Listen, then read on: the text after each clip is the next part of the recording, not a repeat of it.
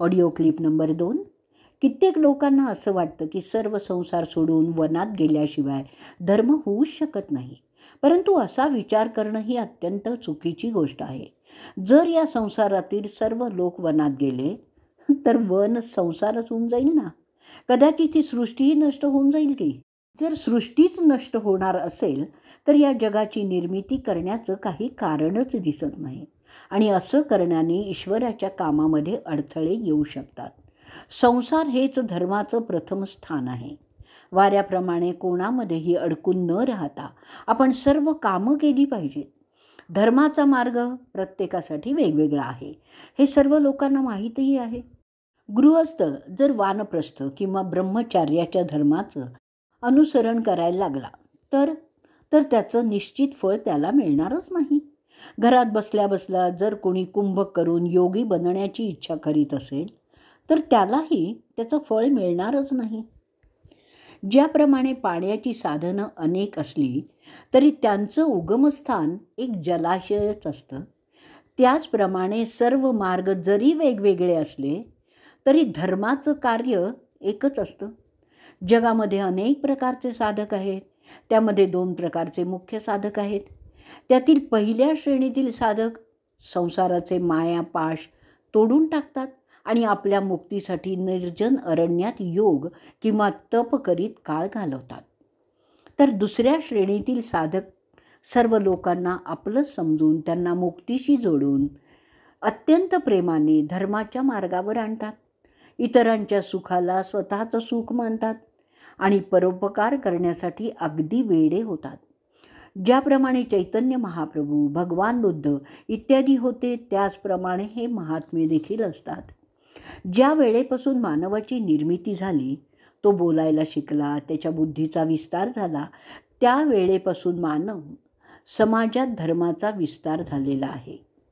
जर त्या वेळेला आजच्याप्रमाणे धर्माची नावं किंवा बंधनं नसली तरी कोणत्या ना कोणत्या प्रकारात धर्म अस्तित्वात होताच. जो सत्य आहे तो शाश्वत आहे, मानवाला स्वीकार करण्याला योग्य आहे.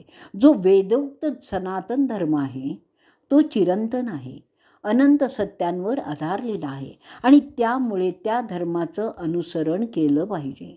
सर्वजण तोंडाने धर्म धर्म असं म्हणत असतात, परंतु त्यांनी खरी गोष्ट तिचं कार्य काय आहे ते पाहिलं पाहिजे.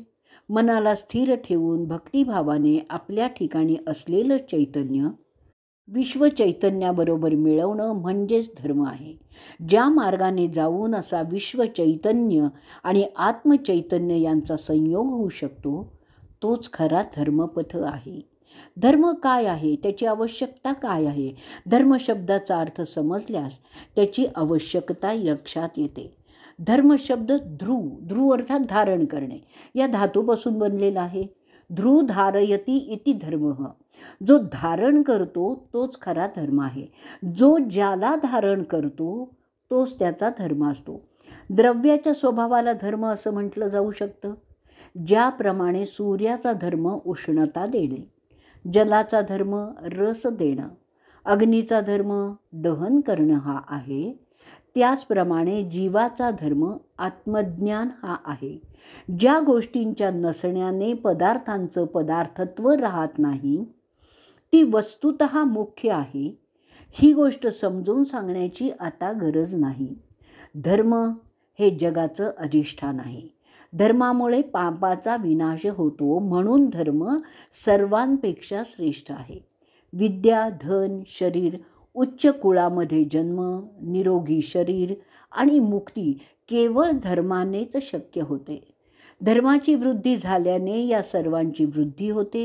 ऱ्हास झाल्यामुळे या सर्व गोष्टींचा ऱ्हास होतो. प्रत्येक मनुष्याने धर्माचा आश्रय हा घेतलाच पाहिजे, नाहीतर मनुष्यातील मनुष्यत्व संपून त्याला पशुत्व किंवा त्याहीपेक्षा हीन जन्म प्राप्त होतो. परमेश्वरावर सर्व शक्ती, मन आणि हृदयापासून विश्वास ठेवणं, त्याची भक्ती करणं हाच धर्माचा पाया आहे. स्वकीय, परकीय आणि सर्व जगताच्या ठिकाणी आपलं ज्ञान होणं, समभाव उत्पन्न होणं, जाणतेपणी कोणावरही अन्याय न करणं, जीवाला दया दाखवणं, अहिंसा पाळणं, लोभ निवारण करणं, क्रोध निवारण करणं आणि सत्यवचन, क्षमा, सत्संग, जितेंद्रियता, पवित्रता, सद्गुरुभक्ती, सर्व भूतांमध्ये मातृत्व आणि ईश्वरांमध्ये पितृत्व याचं ज्ञान होणं म्हणजेच धर्म आहे. शास्त्र अनंत आहे, परंतु आयुष्य अत्यंत थोडं आणि मनुष्याच्या जीवनात विघ्नही फार आहेत. त्यामुळे त्या अनंत शास्त्रांचं केवळ सार किंवा मर्म जाणून घेतलं पाहिजे. धर्माचं ज्ञान हे थोड्याशा ज्ञानानेच होऊ शकतं आणि त्यासाठी सर्व शास्त्रांचं अध्ययन करायलाच पाहिजे असं अजिबात नाही.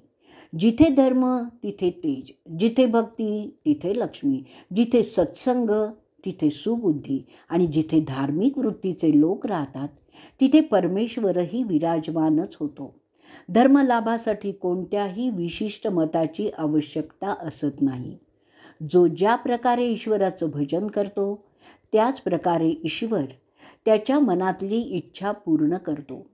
ज्याप्रमाणे नदी अनेक दिशांनी वाहत शेवटी समुद्रालाच मिळते, त्याचप्रमाणे परमेश्वराची उपासना कोणत्याही भावाने केली तरी ती उपासना अखेर परब्रह्मालाच अर्पित होते.